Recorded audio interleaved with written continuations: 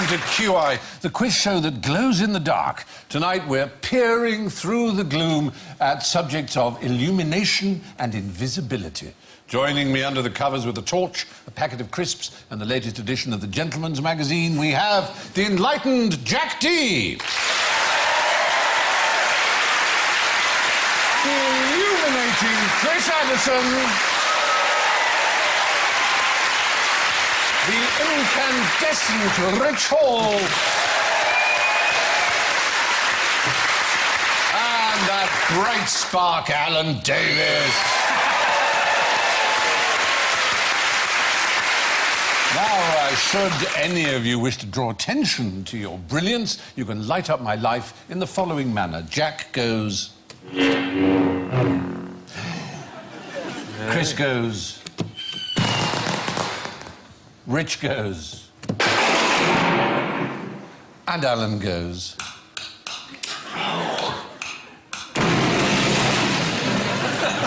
Good. Now, each of you should have a set of cards. During the course of the game, I want you to see if you can find out what these international symbols stand for. You can decide for yourself. You can write underneath, on top, beside. They are all recognised international symbols for some very, truly real... That's Lady Gaga. You've already made your mind up. You've also got a question-marked little joker card. One of the questions I asked tonight has the answer, basically, nobody knows. And if you can guess what... Yes. Nobody knows. There you are. That caught you by surprise. If you can guess which question it is to which there is an answer that nobody knows, you'll get extra points. Now, in 1879, the Blackpool Illuminations began. They were visited by up to 100,000 people from all over Britain and were so bright that they were described as artificial sunshine. And my question simply is, how many lamps did they use? I love the idea that people of Blackpool consider this to be like sunshine. Oh, are you saying we don't know? We do know, I'm afraid. Oh, we know precisely how many they used. Oh, we did. Hang on, 1879? Yes. So this is before the invention of the bulb? Well done. Certainly before the invention of the filament bulb by Thomas Alva Edison, yes. You know, he didn't have the idea for the bulb, he had an idea for something else. And they went, bing! Oh, hey! Hey, that's very good. I'll do that instead. Yes. It is, isn't it? Yes, you're right. It wasn't light bulbs as we know them. They were carbon arc lamps, which such as were still used by the film industry right up until the 1980s. 100,000 people visited. My question remains, how many lamps did they use to draw that many people? 100,000. 12 lamps. Yeah, damn close. It's 8. Is it? Yes. That's what's so extraordinary. 8 at a distance of 370 yards apart. Yeah, it was still astonishing enough. No one had ever seen anything like it to draw crowds. Because then there wasn't much to do, was there? Because it caused light, and everything else was gaslight, which is a very different sort of light, and this was a white, bright, daylight sort of light. So what did moths do before then? I don't know what moths... I mean, why don't moths come out during the day if they're so fond of the bloody light? Really? Maybe they just sit still then. Yeah. Wow. Yeah. This is amazing. It's very peculiar. You know, Edison electrocuted an elephant. He It's did. my favourite fact of all time. Yes. Do you know why? Yeah, it was a death sentence. He was carrying out an execution. I think you might know this because you saw it on QR. Yes. Really? The problem with joining you people so late is you've covered basically all human knowledge. While you were saying, I was thinking, this rings a bell. Maybe that's what I know it from. But you are absolutely right. Yeah, there is film of it, which you can see. It's a very tragic Elephant sight. snuff movies? Yeah, I'm afraid it's true. It's very sad, very sad. But Blackpool, on the other hand, were keen to attract people, and it worked, as you probably know, and as you spoke of. As a lad from the northwest yourself, and in fact from all over Britain, people every September go, just as the season is ending, the illuminations go up and they attract millions of people. And, of course, fabulous celebrities come to turn on the... can you name some of the... Well, I think Jane Mansfield did it Very once upon a time. good, Chris Addison. Wait. There she is. Yeah. Jane Mansfield came. Woohoo! Yes. And then the lads from Top Gear. So it's they've made bloke the on the chorus. The bloke on the left can't believe it. That's the mayor, I think. Oh, this is terrific. The mayoress, even the mayoress is delighted. Yes, it is. Well. But other people have opened it. Red rum, they made a special sort of pedal so that when he trod on it, it turned on. That was in 1977. And then they electrocuted him. Michael Ball in 1997, and in 2006, Dale Winton. I think, Oh, they should have electrocuted him. I think they've peaked. Where can they go from there? Exactly. Dale's definitely... They've reached the top, haven't they? Yeah, but it cost them £50,000 worth of electricity To get every Dale year. Winton? Well, not No, of electricity to get, to run the illuminations. not anymore, because they use those low-energy light bulbs. So there's no point going for the first 15 minutes of the illuminations. You have to wait. You have to wait for it to warm up. The countdown. 3, 2, 1. Oh. Come back in 15 Yes, minutes. It'll right. be lovely. Cost over £2.4 million to stage, but apparently it brings £275 million to the economy because so many people come to watch. But it's free, isn't it? I know, but they buy fish and chips. They stay at the £275 night. million worth of fish and chips. It brings 3.5 million people, and they don't have to spend more than £7 for that to be the amount of money that they would do. Well, there you are. Yeah, the original Blackpool illuminations consisted of 8 bulbs. Today, they're 6 miles long and use 200 miles of wire and 1 million light bulbs. Now, if you can dispel the shadows on this one for me, I'd be very grateful. Why did Mexican revolutionary Pancho Villa have to wait for the light? There he is, Pancho Villa. He only had to wait till the banks were open before he could rob them. Well, Pancho Villa was part of a war in Mexico. He was. Yeah, he He's was a a great, revolutionary. yes. Quite a tremendous stature, but now reduced to a chain of tawdry Mexican restaurants where suburban bimbos go and drink margaritas for $2 a pitcher and That's it. weep into their guacamole. This is why you didn't get that gig in advertising. Yeah. But there was a 3-part war. There was the government of Mexico against 2 revolutionaries, Pancho Villa and... Oh, is it Zapata? Zapata, yes, the other one. Shoe, I think, in Mexican, isn't it? Yes. Yeah, in Spanish. Whereas Pancho He Villa was- means house of Pancho. Yes, that's right. Well, he wasn't called Pancho Villa, was he? He took his name from his granddad, which is the best name I've ever heard, which is... Aston. Aston Villa. Perfect. It was Jesus, Jesus Villa, which just sounds like the Pope's holiday home. Yeah. No, we go to Jesus Villa. It's Jesus very Villa, good. yeah. It so happened that the American public were rather fascinated by this Mexican war, and different American film companies paid the different sides for the rights to film their battles. And Pancho Villa got 20% of the box office of the mutual film company who were on his side, as it were, but he had to wait until the cameras were set up and the light was right before he could begin the battle. And they made him dress up in a general's uniform. Usually he went casual, but they made him dress up in a general's uniform to look like that. So just before they charged, did they get makeup and everything? Yeah, that wasn't quite that bad, but it was an extraordinary, bizarre war run for American studios. And the strange thing is that actually the reality wasn't that exciting, and they would reenact it back in America to make it look more bloody and dramatic. But they would use the footage of him, pointing in his uniform. Because he, like lots of the Mexican revolutionaries, sort of operated as bandits as well, didn't they? Yeah. They were sort of political armies, but they were bandits to raise money for their armies. And he held up a train, and he took 122 silver ingots and a bank employee, a Wells Fargo bank employee, hostage, and then forced Wells Fargo to help him sell the ingots with the hostage. It's fantastically... Very good. I like can't them cope with 122. 2 intelligent, interesting people on this show. It's good, isn't it? Yeah, it's very hard. He didn't just say 120, it was 122. I like that. Well, it sticks with you. Scholarly of you. Very impressive.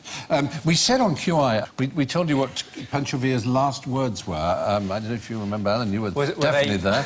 Turn the lights out. Ouch.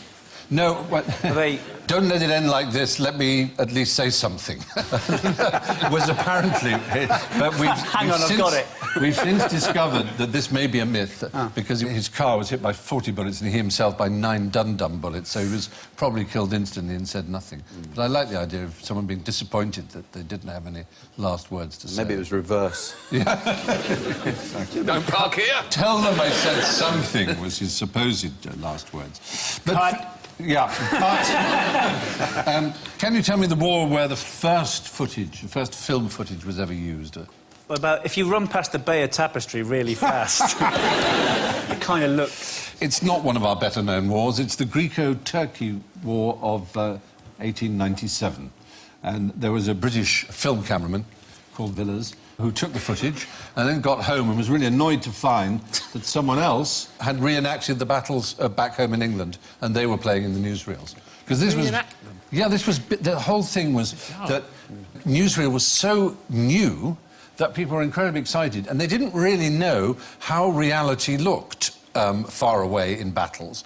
And if you lived in London or in Bradford or wherever it might be, and you went to a newsreel place, you kind of believed what you saw. And so in the naval battles of the Spanish-American War, there was a guy who cut out battleships and pasted them on bits of wood and put them in a tank of water just an inch thick, and had little bits of gunpowder that he lit, and had an office boy blow cigar smoke. Michael Benting. Like this.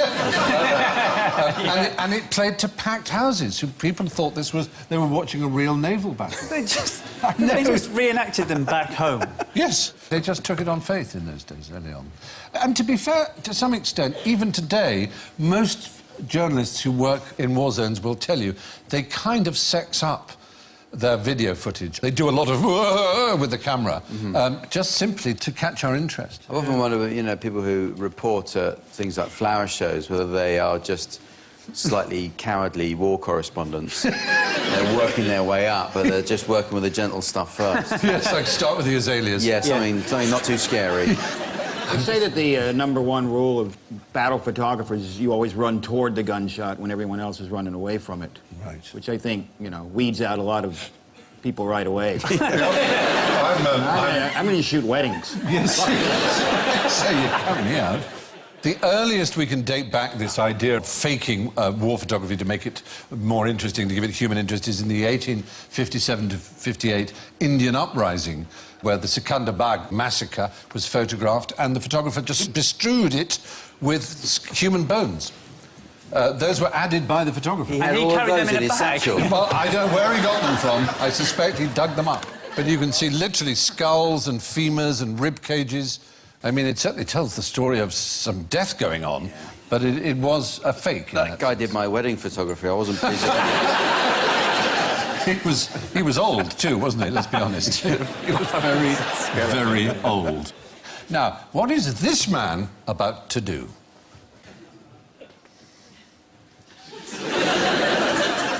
It's to do with our theme, one of our I words. Invisible. Yeah, I mean, if I was going to say they're going to turn invisible, you're going to get terribly excited and imagine they're going to disappear completely. But nonetheless, it is technology that is on the way to invisibility. It certainly creates a transparent coat, as you will see. That's not a post. That's not a post effect. That is happening in real time. That's being filmed there. That's that, and that's the coat there, and that's it being filmed. Oh, the two cameras, aren't there? There's a camera... Yes, so what's happening... Superimposing the front camera onto the picture on the back camera. Essentially, that's the technique, and it does actually have interesting applications that are beginning to be developed, allowing pilots to see through the floors of their planes, for example. It's just... Why, just to scare the shit out of them? God, keep in mind of my job. Holy shit, keep looking up. That could be the reason. That could be the reason. But, yeah, I mean, it's quite a good effect, isn't it? He's called Professor Susumu Tachi, and the cloak is made of a material called retroreflectum. And as Jack rightly spotted, it's projecting an image onto itself of what is behind the wearer. The computer generates the image that's projected, so the viewer effectively sees through it. That would really screw them up at airports, wouldn't it? Oh, wouldn't that be very odd? Going through security. One of those. It'd be great for talking to boring people. You could just look straight through them. What's going on behind them? Yes. I mean, cloaking technology, as we know, is at its... It's at an early stage. The Romulans have it, I believe. Harry Potter. Yeah. Ron Weasley's car can go invisible. Ron Weasley's dad's Ford Anglia Ford Anglia, yes. can go invisible. That's true. But that does wear the battery out. Yes, exactly. And Harry has an invisibility cloak. Invisibility cloak. There are some quite interesting technologies that make things invisible, which have some limitations. One is that it's only in infrared. Or one is on objects which are so small as they are already invisible to the naked eye. You see that thing you can't see? Yeah. Ta-da! I've just made it invisible. That kind of doesn't really work, does it? Interestingly, of course, in nature, they've got round this problem, not exactly of invisibility, but of, well, there is camouflage. Chameleons and Octopuses, changing Jane. I them. saw an octopus once, and it appears to change the colour of its skin and just looks like a rock. Yes. Amazing to watch. Yeah, and other cephalopods, notably the Hawaiian bobtail squid, like your octopus, can camouflage itself. But the one thing that might give you away if you camouflage yourself is your shadow. And this clever chap can even make his shadow invisible. What, he's got iridescence Yeah, that he can use to light behind him. You're very good, quick mind, you're absolutely right. He ingests bioluminescent food that goes into his stomach, and his stomach controls, by the use of oxygen, how much the bioluminescent food in his stomach shines, and it shines out and casts a light over his own shadow, thus dispelling it. Where It's a can you lot of buy bother this to food? go to, though, isn't it, to be honest? It's a magnificent piece of evolution, really. Jim Lovell, who was The Astronaut? the astronaut, Apollo 13 astronaut, all his instruments died when he was a naval pilot, and he was at sea in complete blackness. I think there was no moon as it happened that particular night, and how could he find his aircraft carrier? And he could just see this very faint phosphorescent wake of the aircraft carrier, which itself was over the horizon. So he just followed it and followed it and followed it, and eventually he got to the aircraft carrier and landed on it. There's a lot of life at sea that is luminescent. It's quite beautiful. It was a very rare occurrence. Yes. That luminescence happened every so often. When Yes. it happened to Lovell, it was a complete coincidence that it happened to be that Oh, day. So right. it wouldn't always have happened. So he was a doubly lucky man. very lucky man, surviving yeah. 13 as well, yes. Yeah. So you knew the story already? I did, yeah. Well, I'm at the moon. That's my thing. It is, isn't it? I'd forgotten that. You're very much a moon Yeah. chap. Okay, extra points all the way to Chris Addison. We're beginning to get a little bit humiliated by him. Yeah, aren't we? might as well. Chris, well, do you know what these mean? I think I've got a guess. Actually, during the Indonesian confrontation, as it was called, in the early 60s, the British Army were very puzzled as to how the Indonesians could travel in the darkest forest and they'd all stay together in single file completely. And they would tuck a rotting leaf into the back of their hats, and it gave off just enough phosphorescence for them to see the person ahead, and they could stay in absolute line. Is that in any rotting? I don't think it's any rotting thing. I think they knew which leaves to pick in the forest. Well, now, what do these people do for a living behind me here? This thing's going to go off, isn't it? Ninja. Oh! Yeah, there you go. Are they not ninjas? No, they're not ninjas. The darkest clothes ninjas have ever worn have been blue, possibly at night, but ninjas never wear black. The reason that ninjas... Why? It's so slimming. I always thought ninjas might be fat, and that's why they... Yes, in order to look better. Yeah, is that better for me? No, it's a sort of odd thing, is that there is a tradition in kabuki theatre that if anything is black, you can't see it. So people can move furniture around and things like that. Because they're wearing black, they are stagehands. And then, as a rather wonderful surprise in kabuki, they might have a stagehand suddenly kill someone. And because there'd be a ninja, because the ninjas were the secret assassins. And so this association, this pop association appeared that ninjas wore black, but they never did. They didn't sort of fight, though, did they, ninjas? They were kind of... The point was they would run away a lot. I mean, Yes, well... it was all distraction techniques, was how they used to overcome their foe. So they would throw talcum powder or whatever, and whilst you were distracted with the lovely skin, then you'd never got off. They'd run away, can moisturise. And that, yeah, or they would throw cards or, you know, yes, they stuff would, like that, and then run, because they didn't want to engage. Yes, what they weren't... Well, they were the exact opposite of the samurai. Samurai were all about honourable man-on-man sword fighting, and ninjas were about, as you say, scouting, spying, deceiving, all kinds of different little tricks of one kind or another. Yeah. And indeed, those kind of things you mentioned were part of their repertoire. But what they never did was wear black. Staying with Japan for a moment, tell me something quite interesting about the original geishas. They're all men. Yes! Oh, God. Absolutely right. Bravo.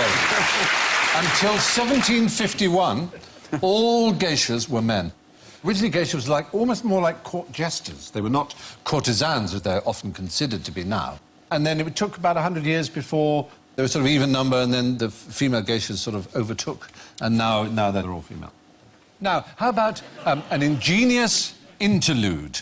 Have a look at this glass tank behind me and tell me how many balls there are in there.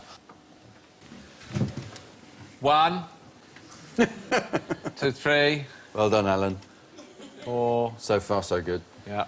5. Yeah. 5. The worst episode of the National Lottery. So how many are in there, would you say? What? 5. 5. 5. Well, it looked like 5, didn't it? You might be rather surprised to know that there are actually over 1,000 glass balls in there. 1,000. And we can show you perhaps a better view of how many there are. What's that? Look. They're all invisible, and in fact, we have an example of precisely these kinds of... There they are. Yeah, they're gooey. They're really weird. They're called hydrogel beads. But I can't see them. You can see them, yes, and we deliberately allowed them to be visible. But in large glass tanks, they wouldn't be visible. If you push one underwater, it goes invisible. Exactly, and they have the same refractive index as water, which, as you know, Which means light can pass through at the same angle. So they appear to be invisible in water. We can't see it! Yeah. Quick, a hairdryer. It's gone down the set. Is there a, Suddenly going to start floating away. is there a use for them? Yeah, there we are. I've got a glass of water there. Are It's they got- worth got about £500 7. each?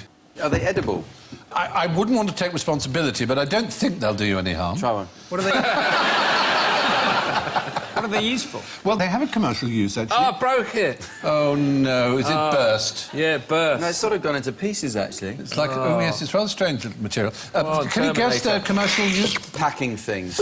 No, flower arranging is one. Is it for packing goldfish when you get them through the... Why aren't they making battleships out of this stuff? Isn't it? Well, who knows? All kinds of new Submarines. uses Make a may be submarine found. out of it. I have to say, this feels gorgeous. It's quite good, isn't it? Oh, it's quite a good feel. addictive, isn't it? It's really... It's quite- Yeah, there's something quite gorgeous about that. Yeah. It's just... Might have a play around with that later. Yep, he might. Another use is the manufacture of... Behave. Yes, disgusting. Another use... Jack's going to put his willy in it. Oh, dear. Oh, I've already put it in that one. It's weird, because when he put it in, you couldn't see it. It has the same refractive index. We told me to think of a comeback. Yeah, the other use, apart from flower arranging, is the manufacture of contact lenses. You'd really freak people out if you put them in your eyes, wouldn't you? You big, Well, big obviously, yes, not necessarily in the round. Marty Feldman's contact lenses. Any of these coming up in any of this? Not yet, no. Nearly all the light in the world, of course, comes from our sun. In which month is the sun closest to the Earth? Oh, God, it must be July. No. Well, isn't it the same distance from the Earth all the time? No, because it's an elliptical orbit. January, February, March, April, May. Yes, you're right first time. January. Yes, people make the mistake that summer is somehow the time when the Earth is closest to the Well, sun. look at that, is summer, mate. No, summer is not when the Earth is closest to the sun. It happens to be in January in the southern hemisphere that summer, but in the northern hemisphere, the sun is closer to us in January than it is in July. The tilt of the axis, when the maximum amount of sunlight is on and you have the longer days, that's what makes the seasons, not the closeness of the sun to the Earth. What was interesting are the tropics. The first person to reason the tropics were not hotter because they're nearer the sun, but because a smaller area is lit by an equal amount of light compared to other latitudes was George Best. It was absolutely true. It was George Best who worked that out. Oh, you've lost it now. You've completely lost it. You're going to have to hand this over It was to someone George else. Best who was killed 2 years later in a duel in 1584. Yeah. But he was an Always Elizabethan gonna be another scientist. George But Best. just for a second, didn't you Yes. think that the No, Northern not for a Irish hero second. might have Yes. worked? Well, you come up with some interesting stuff when you drink that much. He might have come up with that. It's a nice thought. You know what I reckon? My next question is this. Why can't blindfolded people walk in a straight line? Can't see where they're going. Next question. That is- Right, because... I'm afraid the chance has passed. The fact is, nobody knows. there you go. Although it is a recognised phenomenon and people have theories about it, nobody's really quite sure why it should be that one's ability to walk in an absolutely straight line is completely compromised. As you know, even in short distances, people don't just go off straight, they actually curve. It was first discovered by a fellow who saw it in amoebas and thought, I wonder if it's true of humans. Who's blindfolded amoebas? How do you do it? They're so How do you do small. such a thing? How do you do it? Come here, you bastard. He was... Got me again. He was called Asa Schaefer. So he asked a friend of his, who was blindfolded, he instructed him to walk in a straight line across a country field, and he plotted his friend's track, which was a clockwise spiral, until the man happened to stumble into a tree trunk. But it was a complete spiral. And this is what people do. We've actually covered this before in QI, but more research has been done. And look, we have a little film of this actually happening. Someone made a cartoon of it. We didn't. Obviously, we don't have the budget. But this is what he told him to do. Walk in a straight line. Is that how he walks? Well, apparently. He was practising to be a zombie. And this is exactly... Someone- And he was convinced he was going straight. The spiral went spiral, spiral, spiral, till he hit the stump. And that is how we will all do it. We will swear to ourselves, no, I'm going straight, I'm going straight, I'm going straight, I'm going straight. We hold our hands up in front of our heads as if that somehow helps. Yeah. And for some reason, we need a visual cue, like a mountain or the sun or something. But nobody knows why that should be. Could it be, and this is, I'm being quite serious. Yeah. Well, as you'll see, it's not funny what I'm about to say. Yeah. Could it be a preservation thing so that we have an inbuilt device that makes us go in a huge circle and we can't see where we're going, so you always get back to where you know where you are? That's a very interesting point. I think I've cracked it. That is quite a convincing idea. I like it. I mean, it's... Can we make a bonfire, please? it's as convincing as anybody else's theorem. Further proof that the world is flat. Maybe that's what it is. Preservation device to stop you walking off the edge. Now what I want... let's try an experiment. I would like you all, and when I say all, I mean everyone, to close their eyes. So the audience included. Close your eyes, and all you have to do with your eyes closed is simply point northeast. What? Just point northeast. Northeast. Yes, in the northeast direction. Just point your hand in the northeast direction. Everyone do it. Everyone do it. OK. Right. Yep. I haven't moved. No, I'm not pointing. You were pointing down for some reason. Especially leg. It's actually just almost directly behind me. Closest was definitely Chris there. Yeah. You're not going to tell me Chris gets points for that as well. I suppose what's interesting is, unless you happen to belong to a very rare and unfortunately diminishing Aboriginal tribe in Australia, we just simply do not have an instinctive and automatic understanding of north and south wherever we are at whatever time. And it's linguistic. This particular tribe, in their language, they have no word for left and right. That from the earliest age, their children will be told, they say, oh, well, the salt's at your southeast elbow, and they'll just pick it there. And everything is in absolute relation to north and south. To them. Nothing... Salt cellars. Well, whatever. Whatever. The point is that they always know, wherever they are, whether inside, outside, instantly, north, south, when it's dark or light, wherever it is, and they use in all senses of directions, including their own bodies. If you flew these people to the other hemisphere, would they think it was the other way, like water going down a plug? It's an interesting point. I don't know. They're called the Pormpuror people, and their language is called Cook Thaora. And unfortunately, it's a dying language, as so many of these Aboriginal languages are. I mean, around the world, over 100 languages a year become extinct. And, of course, our prepositions that we tend to use in terms of space, we also tend to use in terms of time. And we have this idea that the future is forward. But the Amara Indians in South America think that the past is ahead and the future is behind. That must make bill paying a lot easier. No, it's just a different way of looking at things. They're thinking that the future there is behind, is the unknown. The future is there, we don't know what the future is, it's behind us. The point is, these things are stuck in our language so much, we assume they're natural and right. And so when we come across another culture that thinks in another way, it gives us great pause, because these aren't necessarily natural and right. They're just I still think metaphors. they are right. Do you? Yes, I do. OK. I won't be swayed. Fair enough. When they say back in the day, they mean something that hasn't happened yet. Yes. How can you look forward to stuff if it's all behind you? They would find you just as weird, that's all I'm saying. You know, Well, now you're being rude. It's time to admit that I had a sip of water and then I did swallow one of those. You won't see it when it comes out. Now, what happened when Colonel William Rankin got stuck for 30 minutes in one of these? Oh, it was a puzzle and they had to try and solve it. Is that what it was? You haven't got one of those, I think, but that is an example of... You've got international symbols. Is it a diving bell? It's not a diving bell. It is an international... An expired parking meter.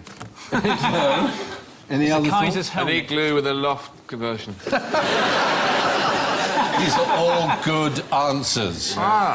When I say it's the tallest structure that we know on the planet, Man-made? no. Is it beneath the ocean, No. this tall structure? No. It's in the other direction. It's in the sky. Yes. A cloud. Yes, it's a particular kind of cloud. It's... that kind of a cloud is... That was its symbol. A fluffy cloud. It's a cumulonimbus. It's kind of anvil-shaped. He was stuck in there for half an hour? He was stuck in there for half an hour, yes. He was a US pilot, and he ejected. So he'd opened his chute then. He opened his chute, but it was a half an hour inside this thing, being buffeted about. So how tall was the pole this sign was on?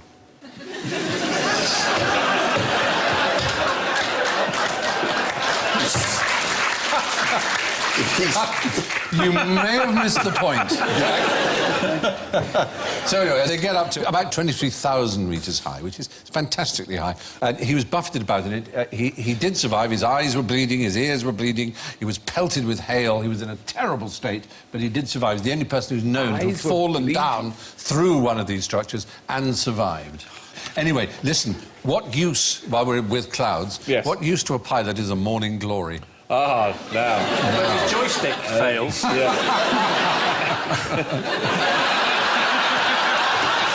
Oh, dear. He's smiling, isn't he? Yeah, that's the co-pilot's joystick. Maybe that's why they always sound so relaxed. Morning, ladies and gentlemen. Welcome on board. Well, aside from the possibility of what a Something morning to do glory... with the sunlight coming over the horizon or something. Well, no, it's an annual event that takes place in northern Queensland, Australia, called the Morning Glory, and it's a remarkable cloud system. It's really amazing. We've got a picture of it. It can be up to 600 miles long. It's as long as, well, the United Kingdom. Wow. Look at that. There. And it's over Burketown, which has a population of 178 people. But lots of people come, and the reason they come is apparently if you're a gliding pilot, you get the ride of your life. It can go at 35 miles an hour, this cloud, zooms, and inside it, apparently it's the most exciting thing that you can experience. When you bump into a bloke with a parachute. Get off! Eyes are bleeding. You see the sign? Front of a glide, yeah. Oh, dear. And that's the only place for a cloud like that? Oh? Yeah. It's the mother of them all. And apparently soaring along it is just the greatest experience you can have. Indian granny clouds. What can you tell me about an Indian granny cloud? Did it win? The Indian granny cloud win the 230 at Kempton Park. Is it a fart in a restaurant? Oh, I'm so disappointed. An old lady does a pump in a curry house. Do they go up in the sky and then can't remember what they went up for? Now, think of cloud in the 21st century. What other use has cloud been put to as a word? That's a computering on the thing, As a isn't it? computering Yes, term, yes. yeah. This is a scheme whereby grannies in England, using Skype or some similar kind of technology, teach and educate and inform and enlighten children in India, all the way from England. It was started by a Professor How to make Sugata Mitra. How to make jam, possibly. They tutor in Indian classrooms where they're short of teachers. And apparently it's been an enormous success. Why grannies? Well, because they've got a bit of time on their hands and because they care. Drop one, pearl one. Yeah. Imagine the exports of Werther's Originals to India. And they're all listening to Michael Ball records.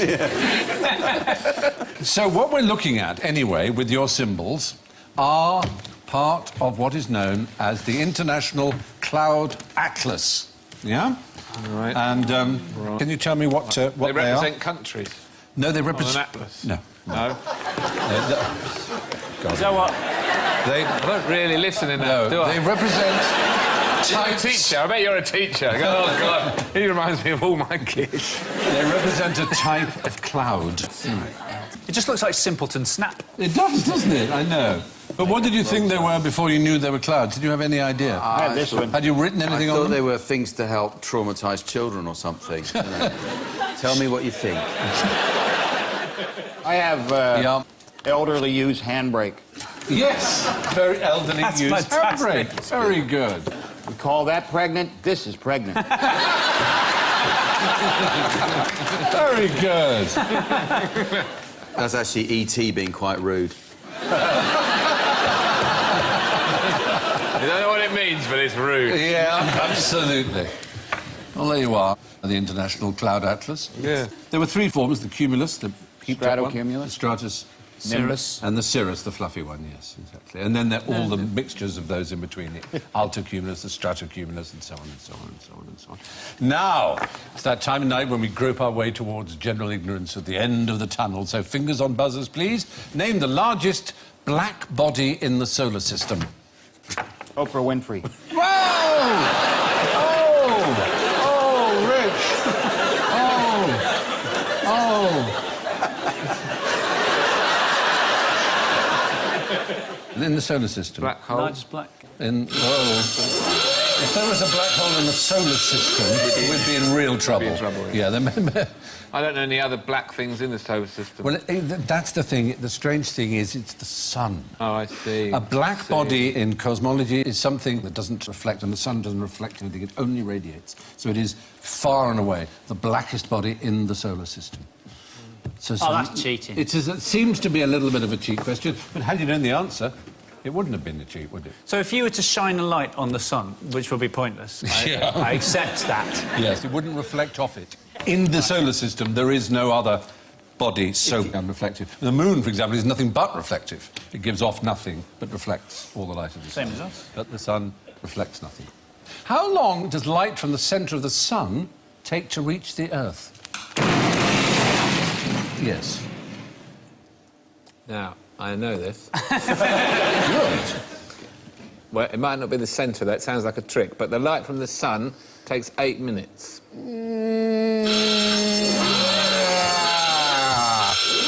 Oh, dear. The thing is, it actually takes 100,000 years to get from the centre of the sun to the surface of the sun. 8 minutes. But he was absolutely right. From the surface of the sun to the Earth takes 8 minutes added and that 20... qualifier in yes, my answer. you did actually, and you're absolutely right. From the surface of the sun, it's 8 minutes 26 seconds. Right? But the photons have a very busy time. They have an enormous amount of work to do right in the middle of this gigantic system. How many Earths could you fit in the sun? Were you able to do such a thing? 4. Easily. Yes, you could. That's quite true. I can't deny that. 400,000. Maximum number is 1.3 million. 3 million Earths. It's responsible for 99.8% of the mass of the solar system is the sun. Really? Yeah. That's extraordinary. It is. There's a lot of it. What happens to alcohol when you bring it to the boil? Ah, now. You boil it off, don't you, Chef? Yes, you do. You waste it. Whoa! That's it, isn't it? Well, it's nothing to do with me. I didn't touch it. There's this idea that it all evaporates and so on. In fact, it takes a very long time to evaporate all the alcohol, 3 hours at least before you get rid of it. And flambeing only gets rid of, if you like a crepe Suzette or something, if you light the brandy in that manner, that only gets rid of a quarter of the alcohol, in fact. So the idea that you're burning it off, it's not particularly important unless you're drinking very, very carefully so that you know that you're exactly under the limit. Then you have a crepe Suzette and drive and are surprised by the fact We've all that been you're there. over the limit. The crepe Suzette. And the same goes to a Christmas pud then. When you put the brandy on it, give it to the kids and say, there won't be any alcohol, we burnt it. Exactly. That's right. There It does will have a be 20p alcohol. piece in it, might choke them to death. So could you get done for eat driving? Yes, if you had enough of it, yes, you could. Eat driving is a heck of a thought.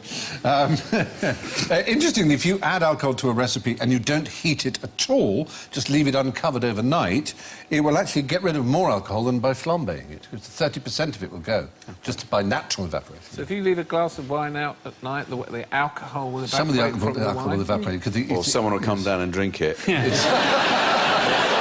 30% of it's gone. How much alcohol are they allowed to drink on US Navy ships? A tot of rum. A tot of rum per man? No. All US Navy ships have been dry since 1914. No alcohol at all. Well, the French riot police are having a riot over not being able to drink at lunchtime, aren't they? Oh, are they? Yeah, because they're now being told they must drink nothing at all, but they've always been allowed to have just a beer or some wine at lunchtime. He's not really drinking. It does not count. No, it does not count. And they've always been allowed to do it, and they still do it. And now the government is saying, we don't think it's such a good idea that you should sit in your van drinking beer, which is... There was a photograph taken of all these riot police. Where is the riot? Fantastic. Well, there you go. How many eyes does a no-eyed, big-eyed wolf spider have? Yeah. 8.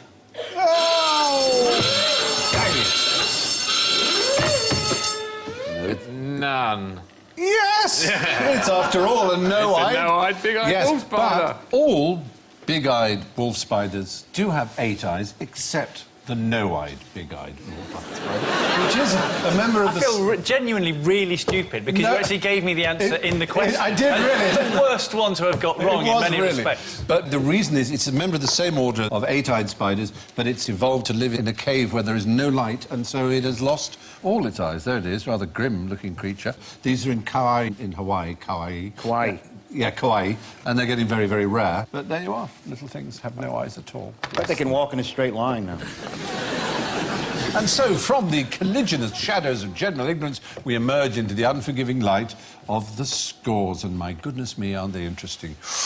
Well, tonight's indisputable illuminatus with 3 whole points is Rich Hall! Oh! Burning brightly in second place with -1, Jack D! Oh.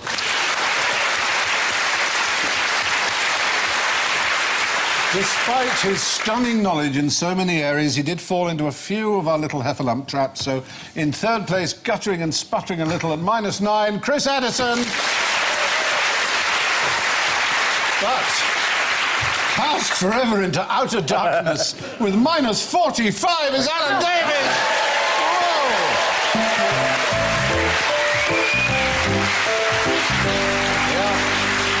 That's all from this frankly brilliant edition of QI. It's lights out now, and good night from Chris Rich, Jack Allen and me. I leave you with this from Stephen Wright. Light travels faster than sound, and isn't that why some people appear bright until you hear them speak? Good night.